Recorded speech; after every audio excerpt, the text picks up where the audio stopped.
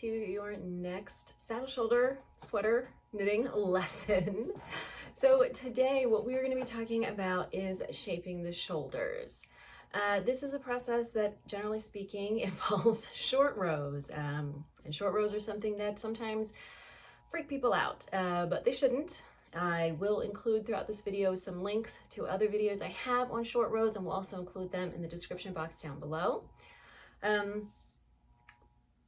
But what I mostly want to say is that if short rows are something that give you pause, you may be tempted to skip this step, and I really want to encourage you not to, because what the short rows are doing is taking the saddles, which sit on your shoulders like this, and helping them to slope downward. Because as you can see, my shoulders aren't shaped like this. They don't go straight across. When I am standing or sitting in a natural position, they slope downward. That's also what we want our saddles to do. So the short rows are going to be helping to give the shoulders of your sweater a more human shape, which is going to help it fit better and look better in the end. So without further ado, short row shaping for your saddle shoulders. We are ready to move on to the next step because I now have 2 finished saddles, which is pretty key. So from here, from your 2 finished saddles, what you're going to do is build the front and the back of your sweater. This is the part that is the trickiest. Okay, so what you're going to do is you're going to pick up stitches along one saddle, build this out, do the same thing on the other saddle in the opposite direction, build that out, and then cast on for the back neck. And so if you have a stitch pattern going on, you've got to figure out how to get that stitch pattern from here on either side to come in and meet in the middle. Now, if you're just doing your own sweater, that's pretty easy. But if you are designing a pattern for publication and you need to do that for 8, 10, or 12 different sizes, that's a little bit more complicated. So something to bear in mind while we start the next step. So the first thing I'm going to do is to pick up the stitches along one edge. Now, as I said in the previous video, you could do the back or the front first. It doesn't really matter, but I am going to do the back first. So again, I'm going to pick up stitches along this edge and start working this shoulder sort of in this way toward the back of the neck. If you used a smaller needle size for your saddles, at this point you are most likely going to switch to your gauge needle size or your gauge size needle. So I did the original saddles on a US 7 because they are a rib. Now I'm switching to my US 8 for this. So when you are picking up stitches here, and again, if you're following a pattern, obviously it's going to tell you the right number, but perhaps if you're not, you're working on something on your own, what you want is these stitches plus these stitches plus the back neck stitches to equal the width of the back of your sweater from shoulder to shoulder. So that is going to be based on your stitch gauge. So you may or may not be picking up sort of the exact same number of rows here.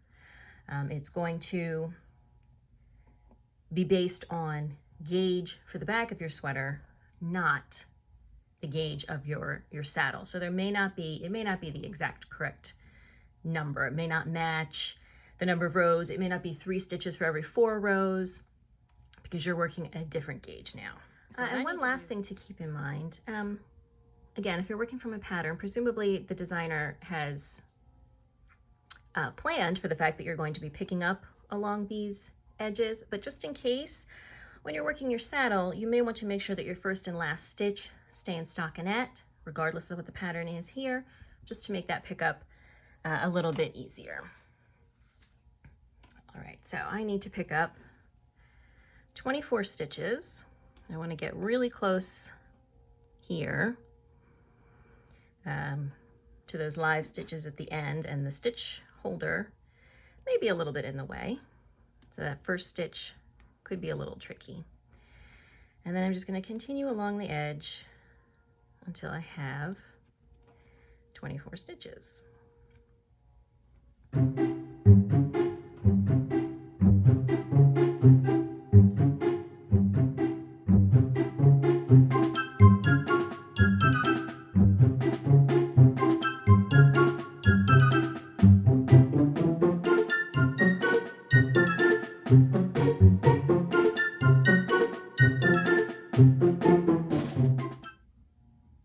And you really want to make sure your last stitch that you pick up is right next to this edge here.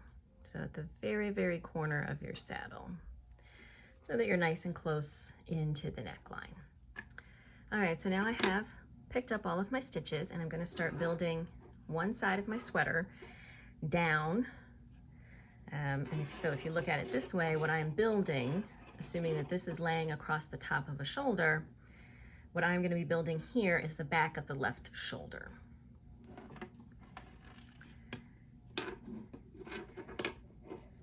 And so as I said before, I have to pay attention to making sure that wherever I start my pattern here, over by the sleeve, is going to come together and match the patterning from the opposite shoulder and into the back of the neck. So that is one consideration. The second one is that human shoulders are not shaped like this. They don't go straight across. They go more like this, right? So in order to make our sweater fit actual human shoulders, we want our saddles to do the same sort of thing. And in order to do that, what we're going to do is add a few short rows. If you're not familiar with short rows, I will go ahead and include a link here so you can learn more about them. They are pretty much what they sound like, which is working shorter rows to drop one side of the shoulder. So let me see if I can show you on our finished example sweater. Okay, so this is my long time pullover design, and I have some short rows in here, and you can see that by adding rows here on the neck side, but not the same number of rows over here, this is curving downward, right? Let's see if we can get a close-up so you can see where the short rows are. There are different short row techniques that work better depending on what your fabric is. If you are working in a stockinette, I recommend the German short rows. However, because that pulls up kind of from the row below, I don't recommend it for anything patterned because it can screw with your pattern and mess up the way the stitches look. So coming in here, you can see that I have created these short rows so that there are more rows here than there are over here for the same amount of space. And that is what I'm going to do now. And so the final trick is to do that while incorporating the stitch pattern. So again, if you're following a pattern, the designer has probably told you how to do this and you don't have to worry about it too much. But if you were trying to create on your own, that is something else you're going to need to consider. So you have a lot of moving parts here. And this is why the saddle shoulder can be tricky, because you're building down this way, you're dropping this side with the short rows. You may be doing some increases here at the neck if you want your neck to be narrower instead of just straight across. So you can see in this example, the neckline is almost straight across the back, but maybe you want the back to be a little lower. You might be doing some increases here before you do the back neck cast on. So lots of moving parts, and that's why I'm doing this tutorial. So again, short rows, what I'm doing in this case is adding more rows by the neck, fewer by the shoulder. It's going to make it go like this. And we do it by, first I work to here, and then I come back, and then I work just to here, and I come back, and then just to here. So the rows progressively get shorter until have worked enough that I'm going to work all the way across, and that's going to create that downward slope. So let me check the pattern stitches for this, and we'll get started on that. All right, so the number of short rows you're going to work depends on how much you're looking to drop this edge. I want it to drop down about 1 inch. So based on my gauge, I need to work about 7 rows total, but we're going to round that up to an even 8, which means I need to work 4 short rows because we also have wrong side rows. So the first thing that I am going to do, you can see if this is the back left shoulder, then my yarn is here and I need to work a wrong side row. So that is what I am going to do first to set up my stitch pattern as well.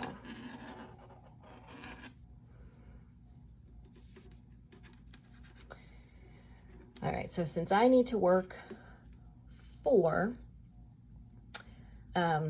short row wraps, I'm going to have about 5 stitches in between each wrapped stitch. But first we're going to work close to the edge, the sleeve edge, to get started. All right, so let's take a look at my own chart here. And I will be honest with you, I will probably mess this up in terms of maintaining the stitch pattern and probably have to redo it multiple times. But again, that is because I am designing a sweater from scratch, and that should not be a problem for you if you are simply following a pattern.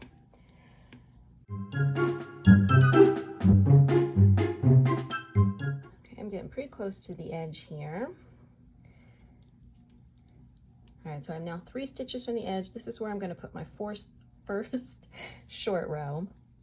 And because I am working a cable pattern and I don't want to distort that pattern, I am going to use wrap and turn short rows. But again, if you were working other types of patterns, particularly stockinette, German short rows look very nice and neat, and they are my preference when they're available to me. All right, so now I'm back to a right side row, but you can see these first few stitches I'm not going to be including in my stitch pattern. And in my case, as I said, I'm working a cable cardigan, and I am not going to be able to work some of these stitches here in their proper cables until I've cast on the back neck over here. So what I'm actually going to do now is just maintain the knits and purls that I've already established ultimately for the cables and not start doing any cabling yet. All right, so I'm going to work back the way I came, just knitting my knits and purling my purls. Was that a knit? Yeah. And I'm going to go all the way to the end because this I want, because this is coming in close to the neck edge, this is where I want the full row to be. So now I'm back at the neck edge and I'm going to turn to work a wrong side row, and I'm going to stop about 5 stitches before my last wrapped stitch, which is here. And again, I'm just maintaining this same stitch pattern so that I don't have to worry about trying to work, figure out how to add these short rows to the cables, but also because I am not going to be able to work my full cables over these few stitches as it stands now. You'll also note that I am not doing any increases on the neck edge. I'm just going to leave it open to just be like a short, 1 inch drop rather than to curve more gently. That's just my personal choice for this design.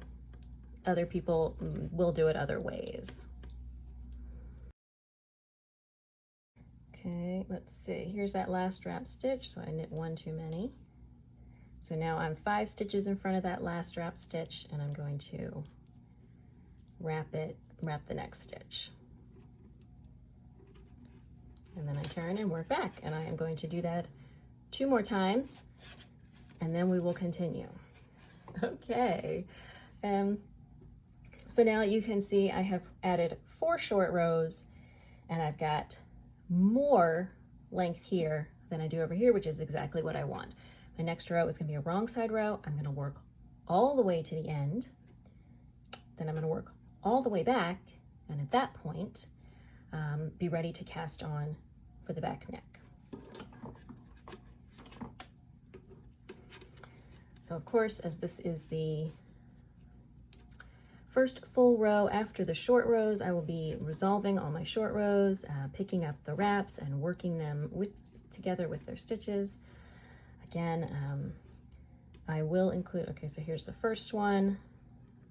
Just do a quick, this is not a short row tutorial, but I do have one and I will link to that. Okay, so we work all the way across.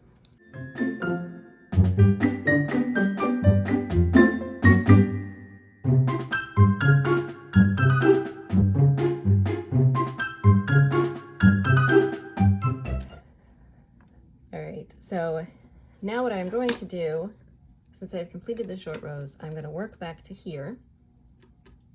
Eventually I'm going to cast on the next stitches, but then what do I have to do? I have to do this one too. So I'm going to do this same process to create this one. It's going to create a lower length here. Then over here, it's going to tilt this short row, like this saddle like this. Then I'm going to cast on for the back neck. So as you can see, this already creates a distinct drop for the back neck without having to do any back neck shaping. You can, of course, if you like, again, come in further before doing the straight cast on if you want a more shaped back neck. In this case, that is not what I'm going for, but to each their own.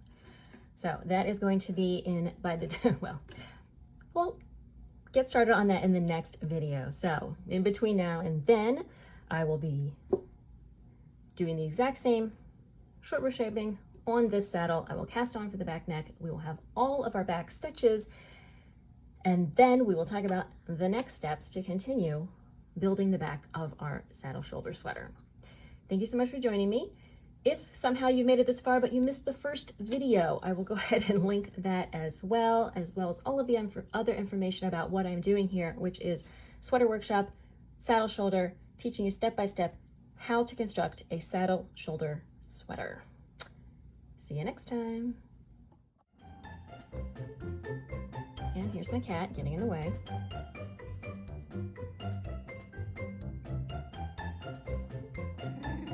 Okay, still in the way. Look at your little paws. Okay, so don't lick my arm. Perils of working from home. She's old, I don't want to make her get down. Come on, you're in the way. Look, either show people your cute little kitty face or go. Come on. Either bring your little kitty face over here or go. There you go. Nobody wants to look at your butt.